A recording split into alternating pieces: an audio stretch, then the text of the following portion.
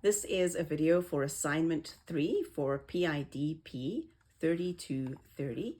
The book that I'm referencing in this video is Classroom Assessment Techniques, and it is by Thomas A. Angelo.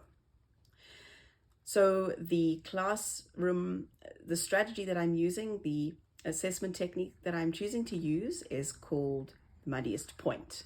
And the Muddiest point asks students to explain what was the muddiest point after the lesson we just learned, like the thing you really didn't understand. The principle that I'm accessing here is metacognition and self-awareness. So I'm asking students to think a little deeper, perhaps, about what they don't understand.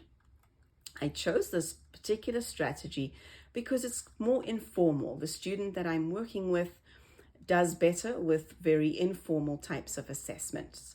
And I wanted to find out how the student would respond to using a Braille display. And so that's what I wanted to assess with this strategy.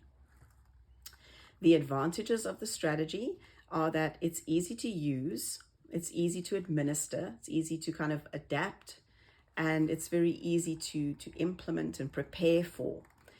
The students also can respond to it in a variety of ways. They could write or they could talk. And so they don't have to have one way of responding. It also helps the teacher to understand more deeply what needs clarifying in a lesson. And it develops self-awareness for the students. The disadvantages of the strategy are that some students may not know the meaning of the term muddiest point, so it's important to explain it in ways that are meaningful for the students. It's also difficult for a student who is struggling with self-esteem to talk about what they don't understand. That's a challenge for some people. And it can also be a challenge for the teacher, because the teacher may think that they've described something quite well, and in actual fact are very surprised that the students don't understand it.